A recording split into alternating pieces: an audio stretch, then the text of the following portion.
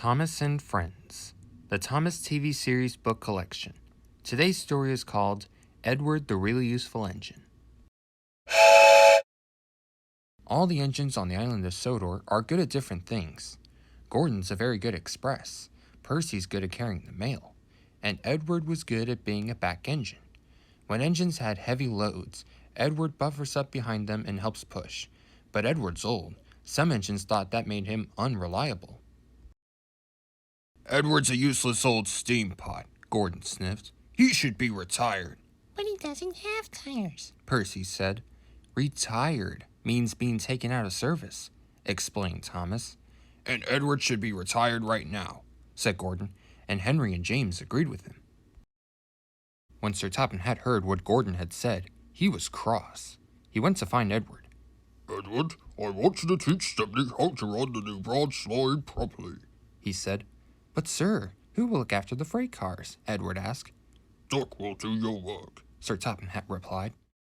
When James and Henry heard that Duck was going to replace Edward, they were pleased. "Duck is very reliable," said Henry. "It makes no difference to me," said Gordon pompously. "I don't need a back engine." And he wheezed away. The next morning, Duck was busy doing Edward's work. He was not happy.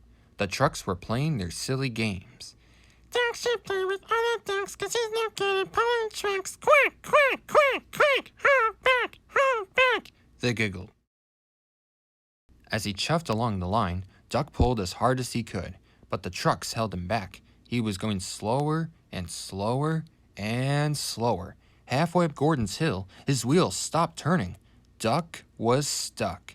"Oh no," said his driver. "This is Gordon's line. He'll be coming along any minute now." Duck's driver phoned the signalman to warn him, but it was too late to switch Gordon onto another track. "I'll have to put all the signals to red," said the signalman. Gordon saw the red signals. He slowed down and stopped just behind Duck. "You silly engine," said Gordon. "Now I will have to push you up the hill." Gordon tried to set off again, but his wheels spun and spun. Gordon was stuck too. "It's no use. We need a back engine," said the driver. Gordon was cross. He still thought he didn't need a back engine. Gordon was even more cross when he saw who was coming to help. Edward and Stepney had finished their work, so Sir Topham Hatt had sent Edward to be the back engine. "Hello, Gordon."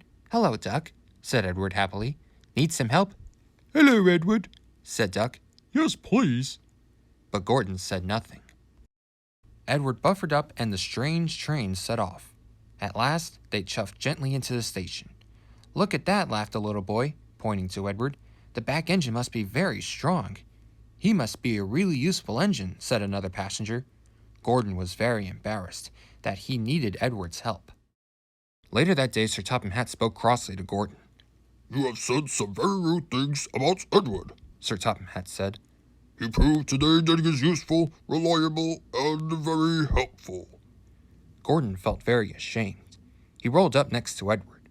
"Thank you for helping me," said Gordon. "You really are a useful engine." "It was nothing," said Edward happily. Soon everything was back to normal.